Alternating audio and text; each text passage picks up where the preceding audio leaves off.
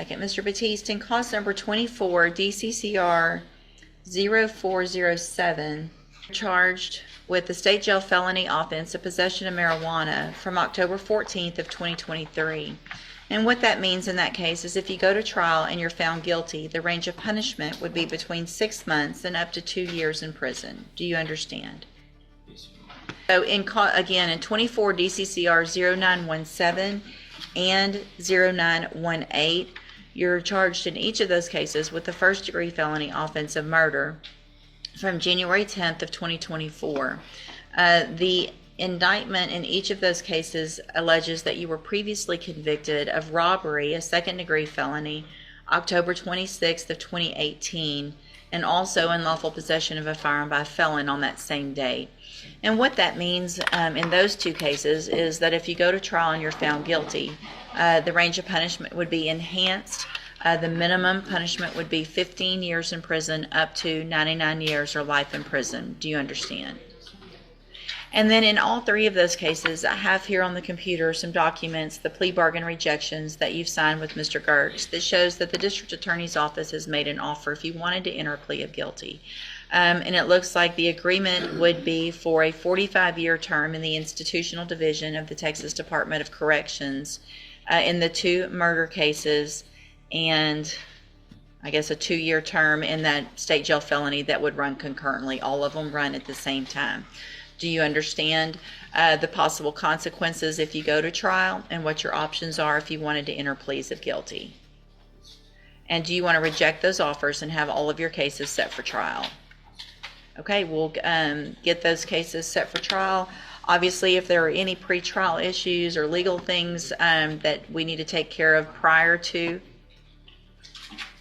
Sorry, give me just 2 seconds, Judge. Sorry, just to clarify, he was concerned because you said both of the priors were on the same. Whoa, stop there. Did you catch it? The DA offered a plea deal, 45 years locked in. Rejecting that means he's rolling the dice on life in prison. It's like saying, no thanks, I'll take my chances with a Shark Tank. Risky or reckless. You decide. Date, and I said that was the date he was sentenced, not the date of the allegations. Okay. I was just clarifying that. Okay, the convictions were from the same date. And I was clarifying too that it's better than if it were True. separate days. Right. Okay, so you want to reject those offers and have all of your cases set for trial, is that correct?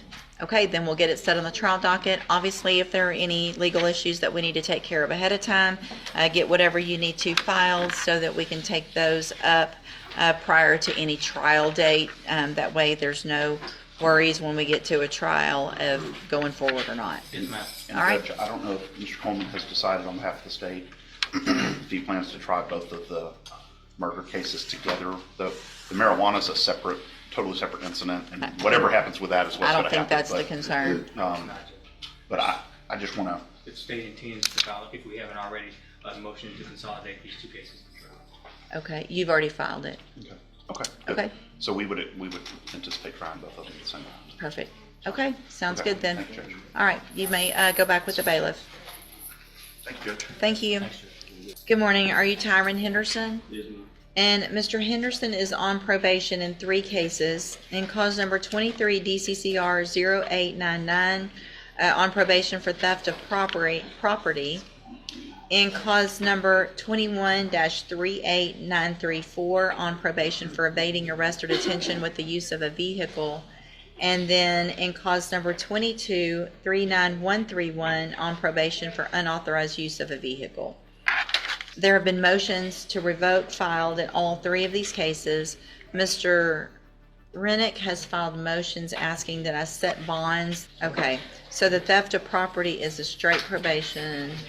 These other 2 are both deferreds. So just by the nature of looking at the dates, without getting too far into this, it appears that he was on probation for the evading and the unauthorized use, and then received another probation while he was on those for the... And here we go again, probation violations stacking up.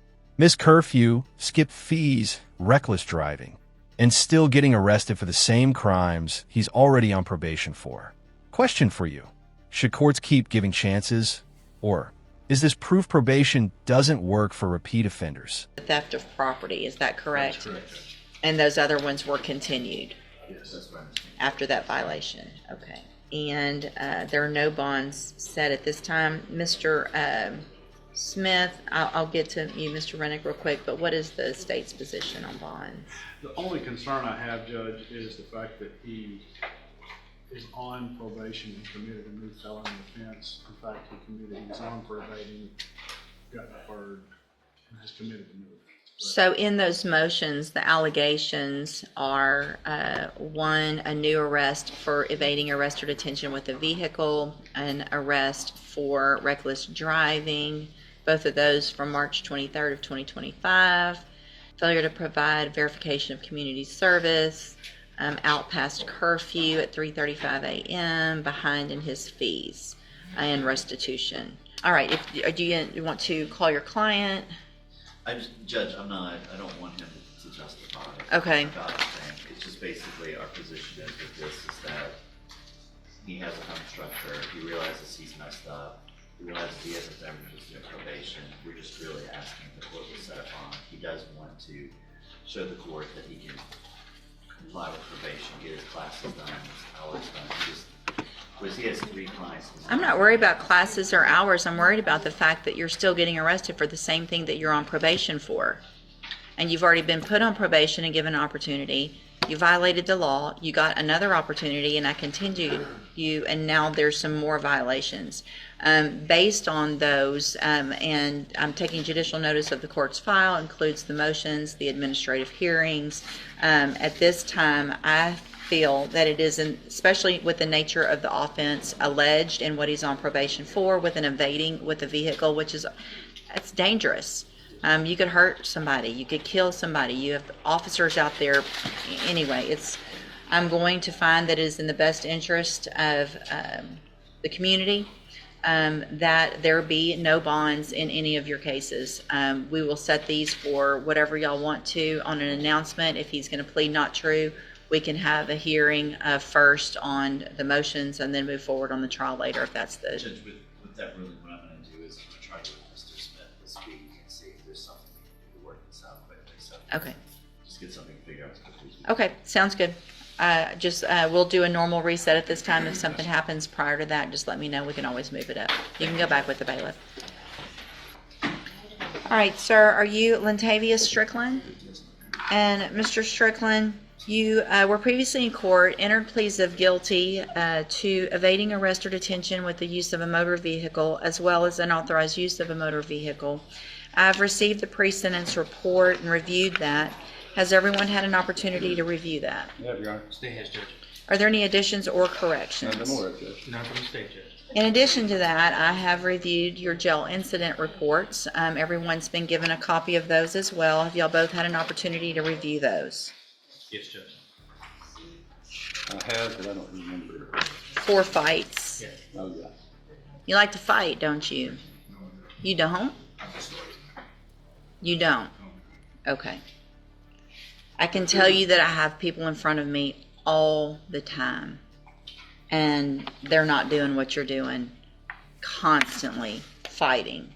And the way these reads, it does not necessarily show. Oof.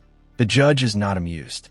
For jail fights at 19 years old, and not just random brawls, planned bathroom fight clubs, the judge is basically saying, if you can't behave in here, why should I believe you'll follow rules out there? Tough love or too late?